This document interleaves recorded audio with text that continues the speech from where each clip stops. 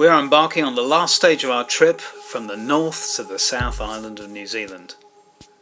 Taking a ferry the 92 kilometres across the Cook Strait from Wellington to Picton. It starts flat and then it's a mad dash across the strait into the calmer waters of Picton Sound. For first-timers like us, arriving in the Sound reminds us of the fjords of Norway, serene, calm, and far away from the distractions and busyness of modern life. That is, apart from the high technology of our crossing.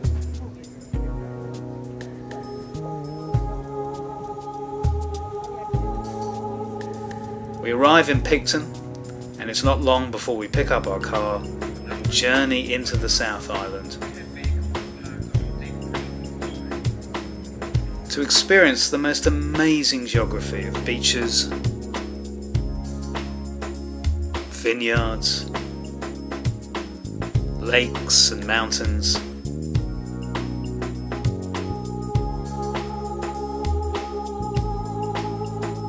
The fjords of the south, and the magnificence of major towns like Queenstown nestled in amongst the mountains.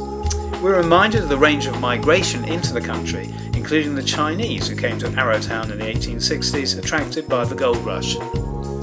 By 1885, the settlement had grown to consist of about 10 huts, a large social hall, and at least 2 stores. Arrowtown's main feature is Buckingham Street, a possession of small town heritage buildings. Shantytown on the west coast near Hokitika is a recreation of the burgeoning but short-lived gold fever of the 1860s. This recreation is nicely done, with an array of functional buildings, including the stables, hotel, jail, jewellers, and a hospital, giving an idea of just how difficult these times were.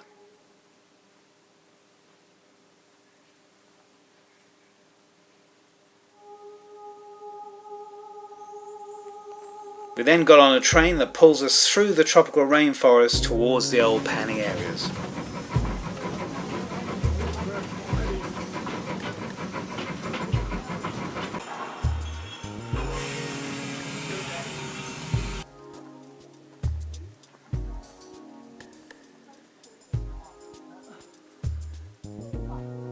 The other miners deal with. They're a rough and tumble lot, and only the strong survive out here. The authorities back in town have no real reach. We moved from the gold rush to an adrenaline rush with a visit to the world's first commercial bungee jumping operation at the Koaru Suspension Bridge in Queenstown. Established in 1988 by A.J. Hackett and his partner Henry Van Ash, this provides a safe and tested alternative to drugs for the young and an excuse for soiled underwear for us oldies.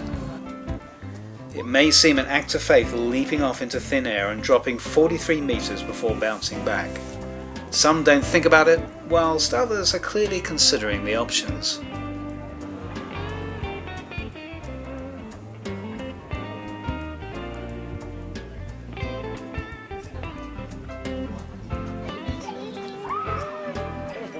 And still more options with advice on where and when to look. So will she do it?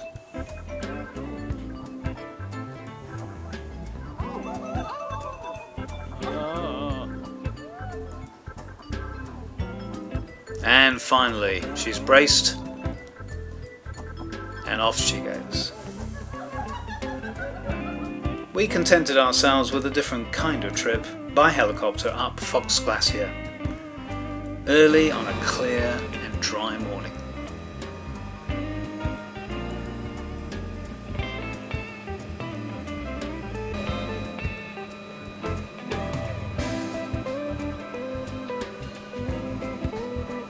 Fed by 4 alpine glaciers, Fox Glacier falls 2,600 metres on its 13-kilometre journey from the Southern Alps down to the coast, ending in a lush rainforest only 300 metres above sea level. It was named in 1872 after a visit by the then Prime Minister of New Zealand, Sir William Fox.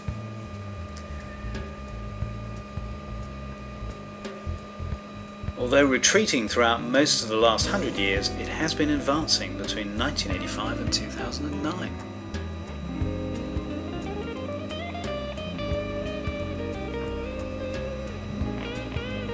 Though people are told not to, some go beyond the barriers and climb without guides onto the glacier.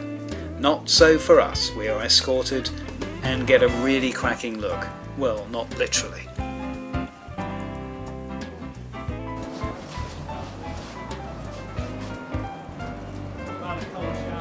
Our recovery from the trip takes us to the Leaning Tower of Wanaka and Puzzling World in Wanaka. Stuart and Jan Lanesborough started this attraction with the Great Maze in 1973 and have extended this to a bizarre collection of buildings and illusions that have been messing around with visitors' heads very successfully since then.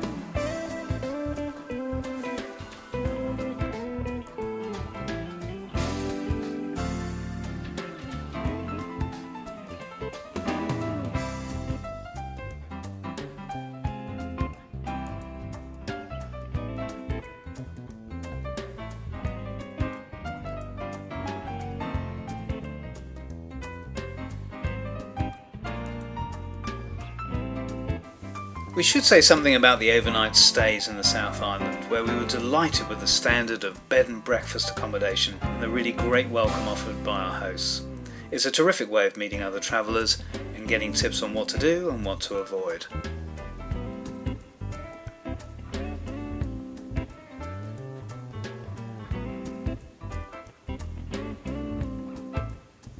Some really comfortable rooms with the greatest of views, including this stunner in Queenstown.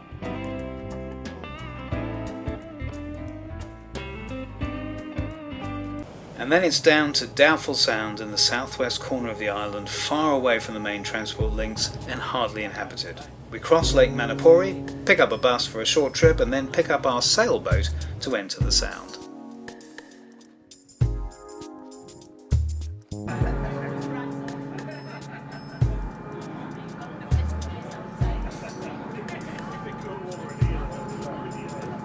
Originally named Doubtful Harbour in 1770 by Captain Cook, who did not enter the inlet as he was uncertain or doubtful whether it was navigable under sail. There are more than 200 days of rain a year, but this ensures a lush and active environment. On good days it's distinctly peaceful and vivid in green and blue. On bad days it will be rather melancholy and misty, with low cloud veiling the granite precipices and reminding us of the Lord of the Rings set.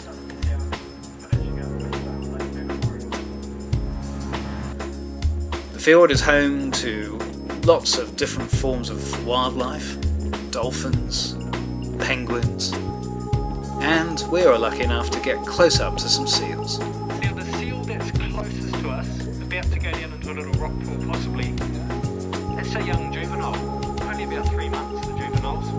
So have a look around, you might be able to spot a few of the young ones. The larger seals are the mothers.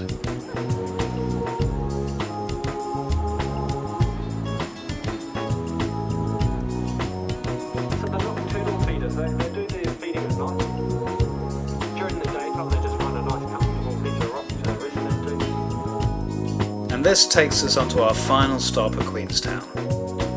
A great place to stay for its walks, climbs, bungee, water sports, and really just for its magnificent scenery.